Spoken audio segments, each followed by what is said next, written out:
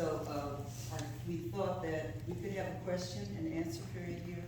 If you had any questions for Carolyn or Schroeder about any of the presentation, then this would be a good time for that. And then we're going to have a time to walk through and look at the exhibit. And then we're going to have and we have some refreshments. And then we are going to Leonie is calling. Leonie. Hi, me. Oh, yeah.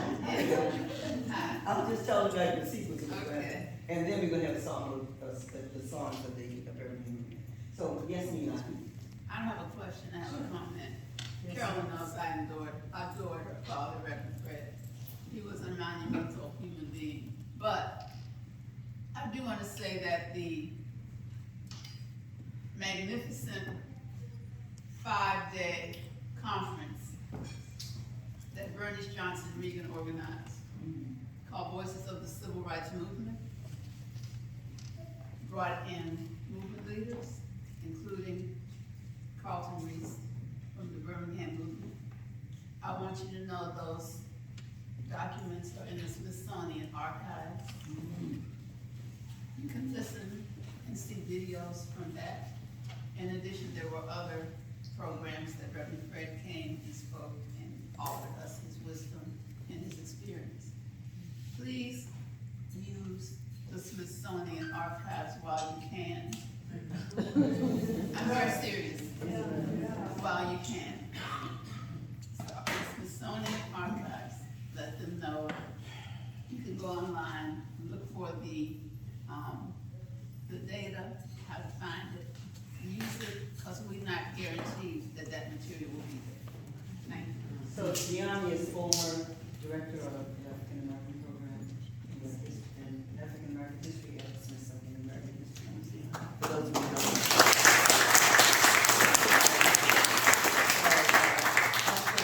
If you look at the history and process, we've 45 years, and we enjoy many people who are very notable people at this point.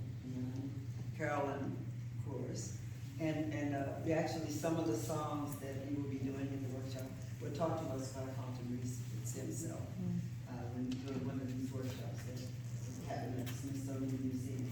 So, you're gonna enjoy it, and we just want everybody to have an opportunity to get a sense of the exhibit. If you have any questions, we have some of the artists here, Francine Haskins, Dan Francis.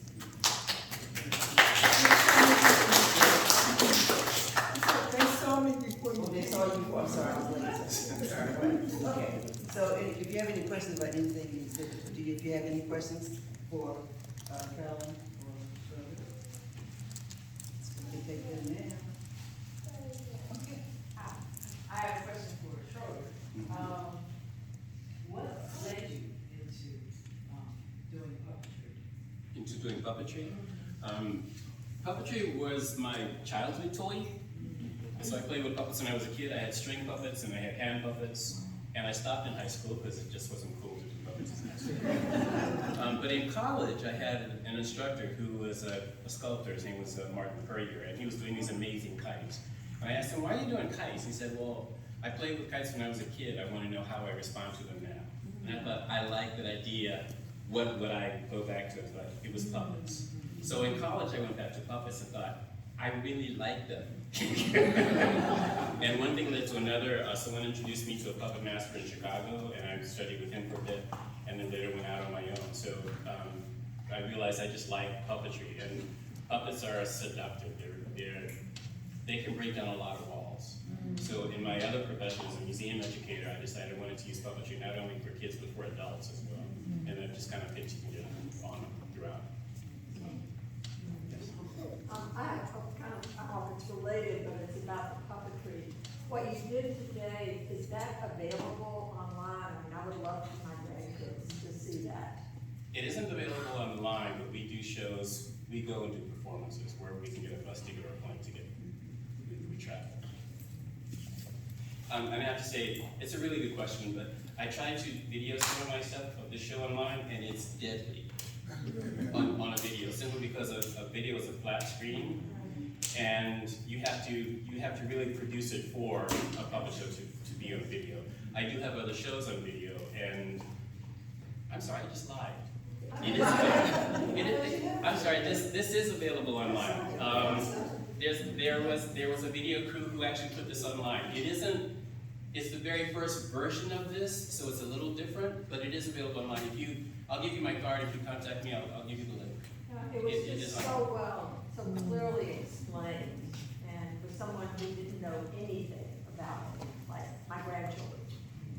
Thank Could you. you just tell us the link right now? So, If you Google Schroeder Cherry Puppeteer, something will pop up and a bunch of links will show up. great, thank you. Joe? Yes, I just wanted to thank you so much for so moving.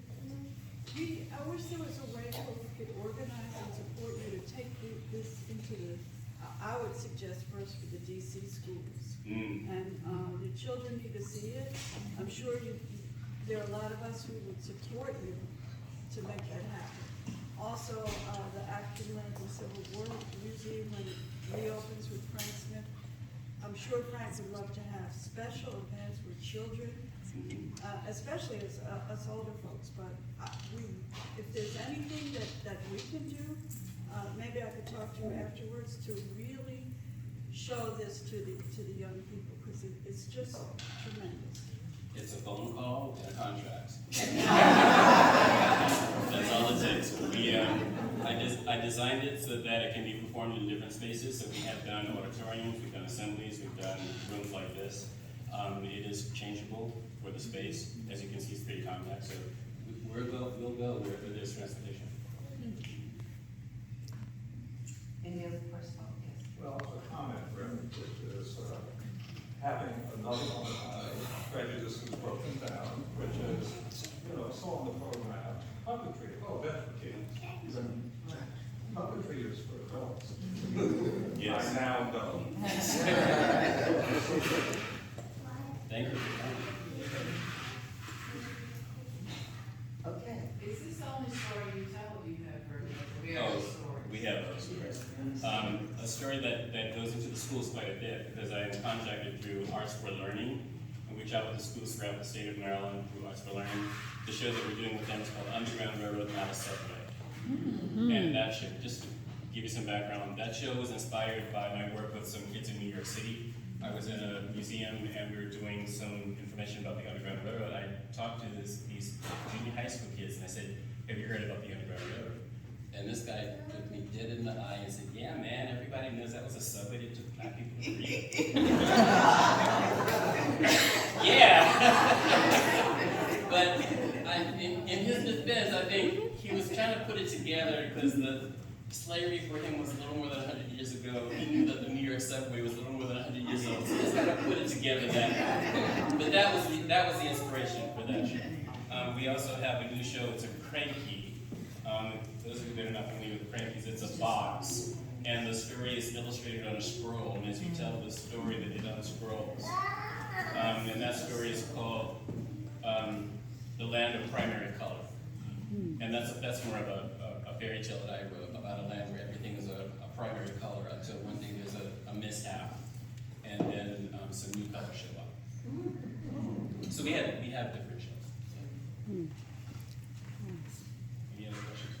Yes, question? Just out of curiosity, have either of you worked in Birmingham with communities and youth there? I left Birmingham at the age of 11, so I go back often because they have several events, but I never worked in Birmingham. May 30th, my sister put together a commemoration for my mother's birthday, and 3 of us danced a piece of choreography, so I do that kind of work, but I don't often stay in Birmingham. And my connection with Birmingham is through the museums, because I'm a museum professional, and I know the Birmingham Museum, so I know the people who work at that institution, but that's my only connection. An even sharper question than, have you been in Birmingham? Have you ever been in Mountain Brook? What state is that? Yes, I have. You have? Yes. Oh, do you know? What state is that? Well, it's a suburb of Birmingham that happens to be where I grew up. And it is still, if you look on Wikipedia, I think it's about 98% white. It's a great used bookstore. Oh, No, and it's just, there's a whole story about that, but, yeah.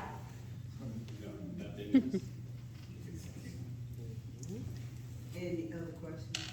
I just want to say that Carolyn also has a dance company that she's associated with and is doing choreography of dance to freedom songs. So we're looking forward to collaborating on that soon. Where is that coming? We'll let you know. You and I know this, right? Yeah, it's good to see you, as a matter of fact. You were in that, but you and I saw each other. Anybody? Yes. Hi, I'm curious about the making of the puppets, and, maybe, like, what is the spark, and where do you take it from there? And then how do you not become so attached to them that you want to take them wherever you go? They seem so alive. Yeah.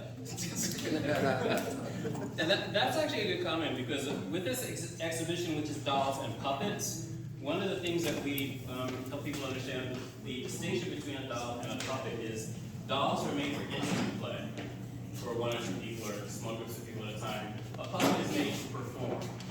If it doesn't perform, it's not a puppet. And a puppet can be anything. It can be an animal, it can be a person, it can be an object. But the primary focus of it is to present, it's presentation. My puppets are made out of wood and soft sculpture, so the head and the hands are made out of wood. The eyes are actually ping pong balls. There's a spring in the mouth, so the controls for the eyes and the mouth are done with controls. And as you saw, she's controlled by rods. So that's how they operate. I have about 60 puppets in the family. And then I also collect African puppets. Okay, so we're gonna take a break, and there's some refreshments, and also if you have any questions about the exhibit, as you walk through the exhibit, the several of ours in here, they can answer your questions. And then at 3 o'clock, around 3 o'clock, we're going to be and have the songs from Birmingham. Okay? Thanks for coming. Thank you.